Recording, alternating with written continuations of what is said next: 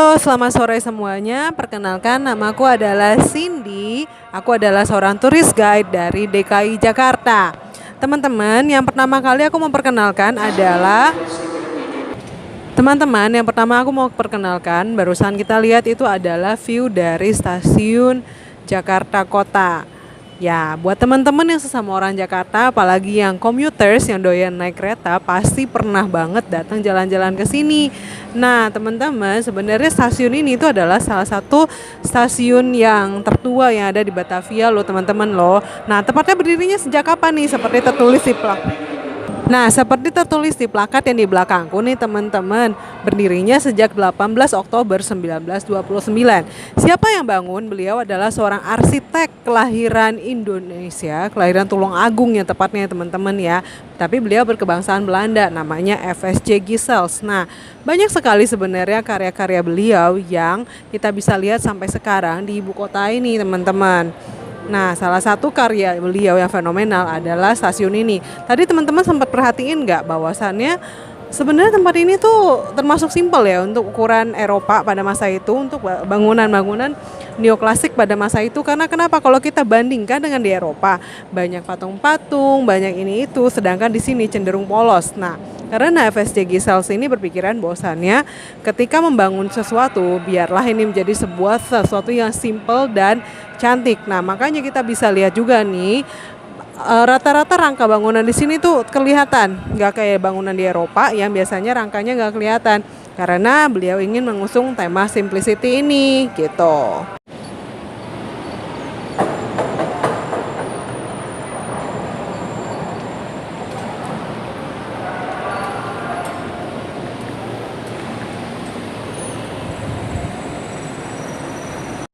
Boleh dilihat nih, ada satu jam di belakangku. Nah, apa sih yang menarik dari jam di belakangku ini? Ada sesuatu yang spesial di balik ini sebenarnya teman-teman. Di jam ini sebenarnya adalah benda tertua yang ada di stasiun ini teman-teman. Nah, jam ini tuh lebih tua daripada stasiunnya sendiri. Karena kenapa? Sudah dibuat sejak abad ke-18. Loh, kenapa jamnya bisa lebih tua daripada stasiunnya? Ceritanya ini teman-teman, kalau misalnya kita lagi mau masuk rumah baru atau kita lagi buka kantor baru, biasanya sama teman-teman kita dikasih hadiah kan ya. Nah, jam ini merupakan hadiah dari kepala stasiun dari Sukabumi untuk kepala stasiun Batavia pada masa itu. Oh ya, dari tadi aku belum jelasin ya teman-teman ya. Apa sih arti dari stasiun ini? Apa sih nama stasiun?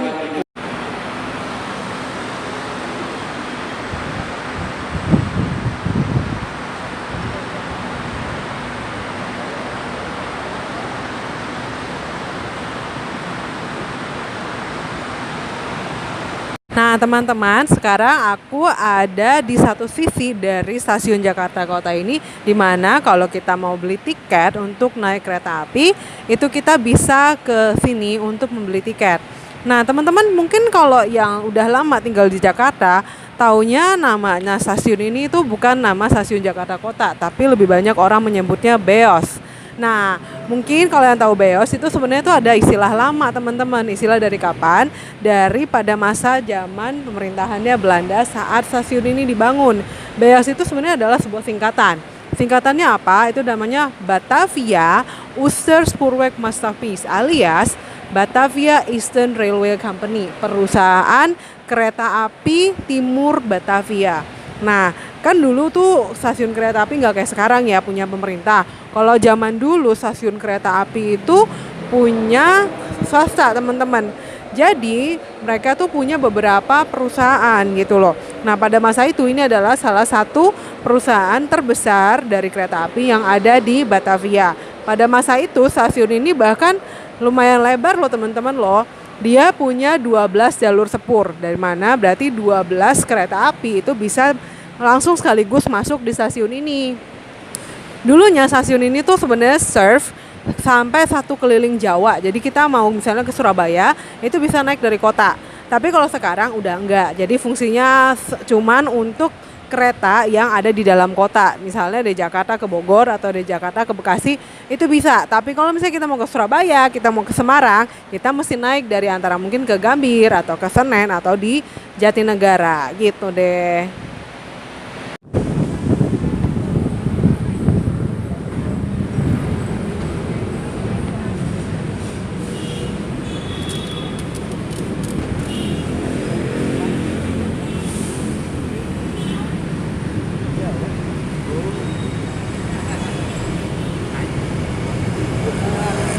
Nah, teman-teman, di belakangku kalau kita bisa lihat ada tulisan Factories. Aslinya ini adalah Museum Mandiri, teman-teman. Sekarang ya, kalau dulunya gedung ini tuh apa sih? Ini adalah kantornya NHM. Nah, teman-teman, kita kan tahu ya, negeri ini kan dijajah oleh Belanda selama 350 tahun. Nah, pada waktu itu mereka kan mendirikan sebuah kongsi dagang namanya Verenigde Oost-Indische Compagnie alias VOC. Pada waktu mereka mendirikan VOC, apa sih yang diperdagangkan? Ya, yang diperdagangkan itu adalah rempah-rempah. Nah, kalau misalnya rempah-rempah nggak kayak sekarang, atau ada pasar yang menjual ini, menjual itu, kemudian habis itu kan tinggal di ini ya, habis itu kan tinggal dikirim ya. Kalau zaman dulu nggak seperti itu. Tentu saja satu daerah misalnya nih, kita di daerah Ambon, Ambon itu menghasilkan cengkeh, di daerah Kalimantan menghasilkan menghasilkan paper itu bahasa Indonesianya apa ya? Ya menghasilkan paper, menghasilkan lada. Lalu misalnya nih ada satu daerah juga yang menghasilkan kayu manis. Nah, kalau misalnya negara-negara belinya kan nggak cuma satu ya, belinya kan banyak item. Tentu saja butuh yang namanya perusahaan pengepul kan. Nah, inilah dulu namanya perusahaan pengepul ini. Nah, salah satu perusahaannya namanya NHM, Nederland Handelsmaatschappies. Kemudian setelah kemerdekaan, kantor ini tidak digunakan sebagai kantor pengepul lagi, tapi digunakan sebagai kantor bank. Dulunya sempat menjadi bank petani dan nelayan, kemudian diganti lagi menjadi bank ekspor impor. Namun sayangnya ya bangkrut pada masa 98. Kemudian bank itu kan mengalami likuidasi dan akhirnya digabung menjadi Bank Mandiri. Nah, cuman karena value dari bangunan ini sudah terlalu bagus ya, cuman hanya untuk dijadikan kantor bank, akhirnya Bank Mandiri menjadikan ini sebagai museum mandiri. Di dalamnya adalah koleksi alat-alat perbankan pada masa Belanda dulu. Masuknya murah meriah, cuman Rp5.000 aja setiap hari Selasa sampai hari Minggu jam 9 pagi sampai jam 4 sore ya.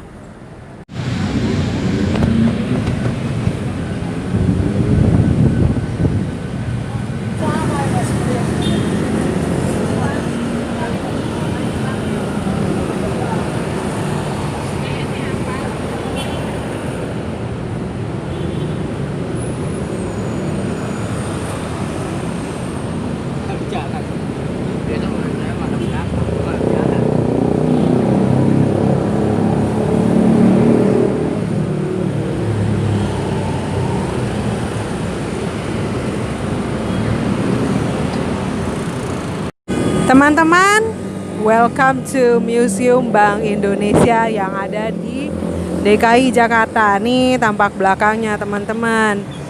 Teman-teman, kalau tadi aku udah cerita tentang perusahaan pengepul kan ya. Nah, kalau perusahaan pengepul setelah mereka memperdagangkan barang dagangan mereka kepada negeri-negeri yang ada di Eropa, tentu saja mereka butuh uangnya dong ya. Nah, butuh uangnya akan dikirim lewat mana? Lewat bank tentu saja, dan ini adalah salah satu dari bentuk bank pertama yang dimiliki oleh negeri Hindia Belanda pada masa itu. Bank ini nama aslinya itu adalah De Javasche Bank alias Bank dari Tanah Jawa. Nah, dulu bank ini tuh sukses banget di negeri Batavia sampai mereka bisa buka cabang. Buka cabangnya ada di mana aja? Ada di Semarang, ada di Surabaya, kemudian di Sumatera, ada di Padang, ada di Medan, ada di Makassar, even sampai di Kalimantan pun mereka punya pada masa itu. Nah, inilah yang menjadi cikal bakal dari bank sirkulasi kita, yaitu Bank Indonesia. Nah, pada masa itu juga bank ini termasuk yang modern. Modernnya tuh dalam artian tuh bagaimana? Guys, kalau sekarang kita yang namanya clearing dan giro tuh kan biasa banget ya. Kalau zaman dulu bisa punya clearing dan giro itu kan kayak wow gitu kan. Nah, dulu ini adalah bank sirkulasi, bank clearing dari beberapa bank besar yang ada di Batavia pada masa itu gitu. Nah, kemudian setelah Indonesia merdeka, bank ini dinasionalisasi menjadi Bank Indonesia. Tentu aja dibelilah ya dari tangan Belanda sebesar 65 juta gulden karena kita kan beli sistemnya dari mereka gitu. Nah, sekarang dulunya awal-awal setelah Indonesia merdeka nasionalisasi sebelum kita punya gedung baru yang ada di Wilangan Jalan MH Tamrin. Nah, ini adalah dulunya bank sirkulasi kita nih teman-teman. Jadi kantor pusatnya dulu di sini, setelah kita punya gedung baru akhirnya kita pindah deh. Kemudian gedung ini dijadikan museum. Nah, teman-teman rata-rata kalau teman-teman lihat ya, kalau Bank Indonesia di daerah-daerah juga bentuk bangunannya mirip-mirip kan. Nah, karena mereka membayar satu arsitek, kemudian karena mereka suka bangunan ini, akhirnya rata-rata di daerah gedung dari The Javaasche Bank ini menggunakan desain dan desain yang sama, mirip-mirip dari segi arsitekturnya. Nah, bangunan ini juga untuk ukurannya museum, untuk ukurannya Bank Indonesia, ini masuk bangunan tua yang salah satu yang paling terpreserve. Terpreserve-nya tuh bagaimana?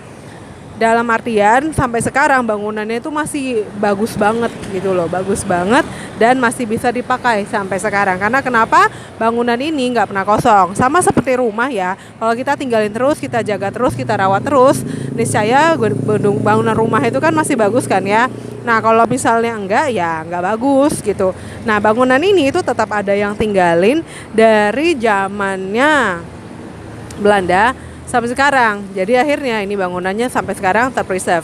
Sekarang sih museum teman-teman, dan ini adalah salah satu dari museum terbaik ketiga yang ada di Indonesia. Ini museum terbaik juga di Jakarta teman-teman. Jadi kalau misalnya ada waktu dan suka dengan sejarah keuangan, mungkin dengan numismatik, itu boleh banget datang ke sini ya. Harga tiketnya cuma 5.000 Selasa sampai Minggu jam 9 sampai jam 4.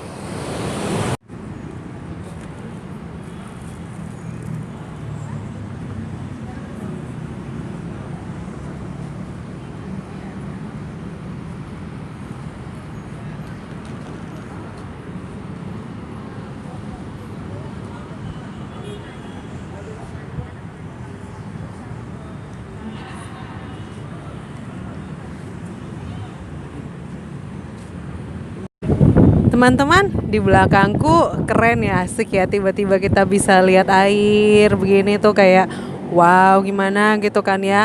Nah teman-teman, yang aku mau ceritain ini namanya Kali Besar teman-teman. Jadi kalau zaman dulu itu orang berkemana-mana nih, mereka commute itu melalui air teman-teman.